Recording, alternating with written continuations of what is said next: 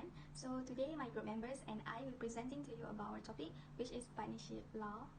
Okay, my name is 𝑩𝒖𝒔𝒊𝒏𝒆𝒔𝒔 and I will explain about the definition and elements of partnership. Based on the Partnership Act 1961, the partnership is the relation which subsists between persons carrying on business in common with a view of profit. So it means that the partnership will share the profit together. Okay, next I will explain about the elements or characteristics of partnership. There are 5 elements that must exist before a business is considered as a partnership. Okay, firstly it must be more than 1 person, minimum 2 people, but maximum can be 20 people. But for professionals can have unlimited number of partner. So for example, as we can see from the case Tan Teck Hee via Chontian Bank, so this action against defendant failed because the numbers of partner in the firm concerned was 25. So since the firm was void, any legal action taken could not be allowed. Okay, second is it must be an agreement between the partners, which is an agreement or contract between the parties, either expressly or impliedly. Thirdly, there must be present transaction of business activities, that the business activities must be current or present. We can look this situation based on Gates Spicer v. Mansell case like this. The fact that they were working together to set up company does not make them doing business with a view of making profit, since there is no partnership agreement occur. Okay, next is each partner is an agent of one another, like under Section 7 Partnership Act. For example, like Ali and Abu are partners. Ali obtained a bank loan for a partnership business, so both of them are liable to pay back the loan back. Okay, for the last element of partnership is the purpose of partnership is to gain profit. It is implied that the partners should share the profits equally unless otherwise stated. Okay, that's all for the definitions and elements of partnership. So my other group members will tell you further about the formation and others. Thank you. Hello everyone, my name is 𝑩𝒖𝒔𝒊𝒏𝒆𝒔𝒔. Here I want to explain about my part of last presentation about partnership law. The main point of formation partnership is people should have sound mind. If people don't have sound mind, contract entered into might be void as decided in the case on partnership imperial law. Insanity of partnership is a ground for dissolution of the firm by the court. Next, illegal firm. Illegal firm divided by 2 points. The first one, purpose of partnership. Partnership firm for any purposes that is mandatorily prohibited by Malaysian law will be held illegal. And the second point is the number of partners. No number partnership can have more than 20 members as that contravenous. Next, formation of partners have contents in partnership agreement, which means important areas. There are some points of this. The first one, contribution to capital, management of the business, introduction of new partner, and partnership property. And then formation of partnership have existence and non-existence of partnership.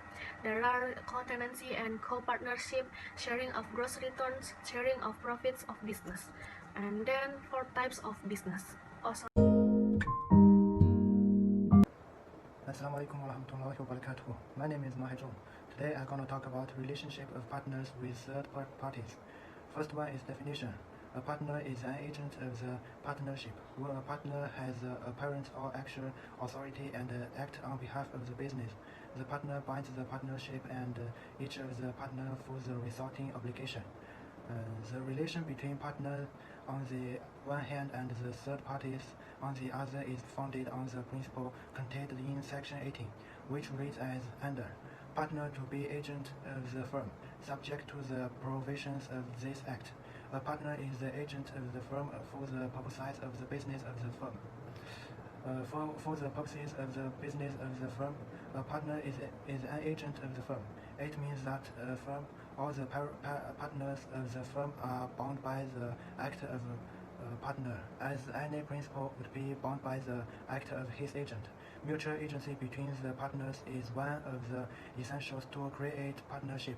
Every partner having the capacity to act as firm's agent. The act done by any partner renders the whole firm liable towards a third party. Law of partnership is generally stated as a branch of the law of principal and agent. Relations of partners to third parties are thus founded on the principle of mutual agency between the partners. This is my part. Thanks. my name is 𝑩��𝒊𝒏𝒆𝒔𝒔. I want to talk about relationship of partners to one another. The relations between partners to one another are determined by their partnership agreement. The partnership agreement normally provides for the rights and duties of the partners, the conduct and management of the firm, the capital, and their profit-sharing arrangement. The Partnership Act 1961 applies in the absence of provisions being made under the agreement. In Malaysia, it is common for there to be no written partnership agreement and provisions in the Partnership Act 1961. Therefore, surprise unless the partners have always agreed on those provisions. The interests and duties of partners in the absence of agreement through the contracts are provided for in Section 26 of Partnership Act 1961. The above rules apply in the absence of an agreement through the contract. The principle of utmost good faith between partners is implicit in every partnership agreement, and it is a prime requisite in relationship between partners. Duty of partners to render account. Section 30. Accountabilities of partners to provide profits. Section 31. Duties of partners not to compete with firm. Section 32. That's all. Thank you. Hello everyone, I'm 𝑩��𝒊𝒏𝒆𝒔𝒔. My topic is partnership property. Partnership property has been defined in Section 22(1) of the Partner Act 1961. It must be used and applied for the purpose of the firm and in strict accordance with the partnership agreement. Section 24, Partner Act 1961, conversion into personal interest of landed head as partnership property prima facie, unless there exists an agreement to the country. The property of the partnership has to be sold on dissolution of partnership. So in equity, it is demanded to have already been conquered, since it is only conversion in equity the equal interest interest develops according to the nature and nurture of the land and also the general rules applying there to what is trust so far as necessary for the person beneficially interested therefore.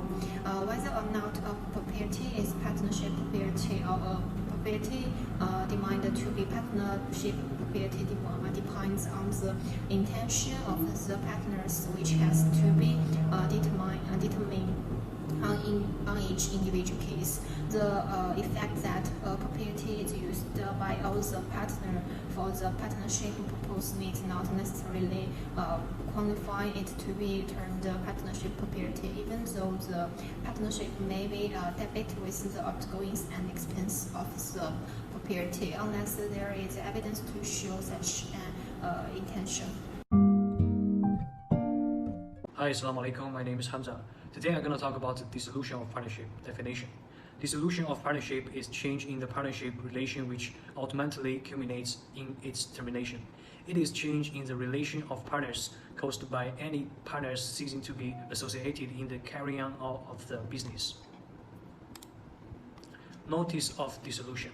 Unless a notice of dissolution is given, all customers of the partnership are entitled to be treated all the firm members as continuing to be members. May be given by an advertisement in a local press gazette or by a circular letter. However, for old customers and clients of the partnership, an advertisement in gazette alone it is not sufficient notice. Continuation of authority of partners.